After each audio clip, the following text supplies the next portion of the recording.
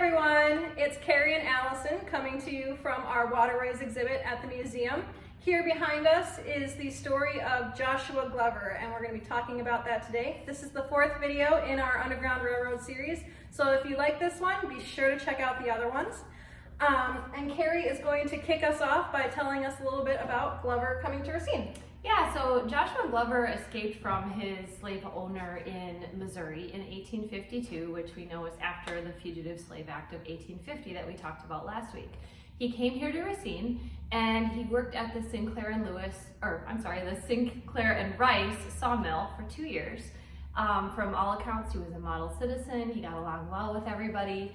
Life seemed pretty well. All of a sudden in 1854, his former slave owner, Benamy Garland, came here to Racine and was looking for him along with a U.S. Marshal. And so he found out that that was happening, and a man by the name of Nelson Turner, who pretended to be Glover's friend, actually betrayed him for the reward money, which was about $100.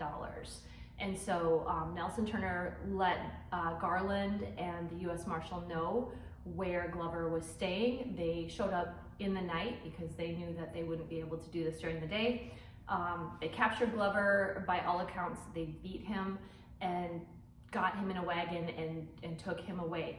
They went all the way to Milwaukee because they knew they would not find a pro-slavery judge in Racine to sign the papers. And so they took him to Milwaukee and held him in a jail there. And then word got out in Racine. What happened? By a Charles Clement, who was the editor of the Racine Advocate, which was an abolitionist newspaper here in Racine County. So Charles finds out about Glover's kidnapping and very quickly starts spreading word about this to the citizens of Racine. At the same time, he also sent a telegraph to a man named Sherman Booth in Milwaukee, who was the editor of Milwaukee's abolitionist newspaper, so that he could also use his influence to help in Milwaukee. Once Charles got the word around, there was a gathering of Racine citizens in Monument Square, one of the largest at that time of people that had gathered.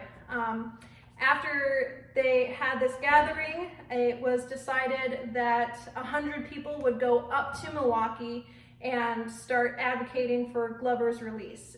It was believed that Glover should not be jailed, and definitely not be jailed over the weekend, which includes Sunday, the Sabbath. So they got on a boat and sailed up to Milwaukee to help in the advocacy of Glover. By the time they got there, Sherman Booth had already gathered a similar crowd at the county courthouse in Milwaukee, and that crowd got a little rambunctious and very quickly decided that instead of being polite about it, they were going to forcibly break Glover out of jail. So I've got a excerpt from this book called Finding Freedom. It's all about Glover's journey from Missouri to Racine and then to freedom in Canada. So I definitely recommend it as a read if you would like to know more. So before the sizable body, that's the crowd of abolitionists, could even begin to move in the direction of the hotel, the crowd began to rush towards the jail. One man kicked in the outer door, others used pickaxes to knock down the wall by the side of the guard door. While this melee was occurring, others demanded the keys to the jail. James Angove, a 31-year-old Mason, heard the demands for the keys and turned in the direction of nearby St. John's Cathedral, then in the process of construction. Noticing a pile of lumber, he picked up a beam about 6 inches around and said to the crowd, "Here's a good enough key." And then after that, they proceed to knock down all the doors and grab Glover and get out of there. So, Kari, why don't you tell us about where he went in Racine after that? So after that, you would think that they would just go right to the harbor and get him on a boat, but that's not exactly what happened. It took 3 to 4 weeks. He went to a multitude of different places around southeastern Wisconsin. If you come here to the museum and visit us, we actually have a map that shows all the different places that he went to. So he started out all the way in Waukesha.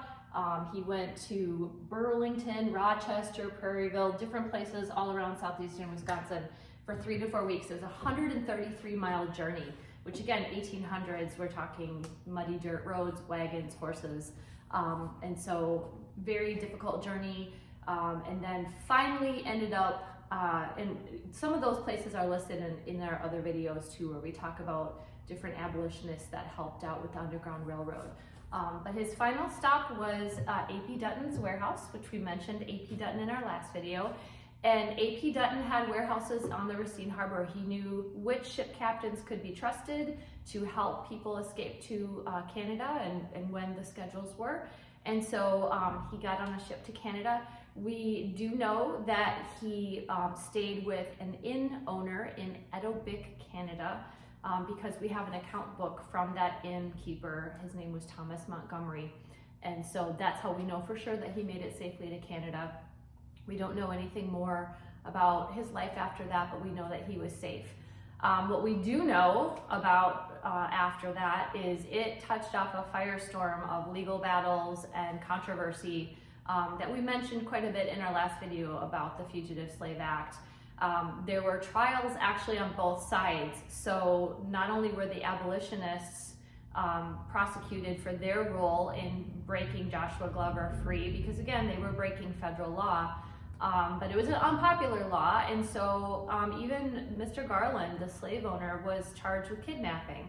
So there were trials on both sides for several years, and it led to Wisconsin declaring the Fugitive Slave Act unconstitutional. And so this really was the spark that touched off the biggest controversy about this very unpopular law. And so just in conclusion, we would love to have you come visit the museum, get more information about this topic. There's so much more that we didn't touch on.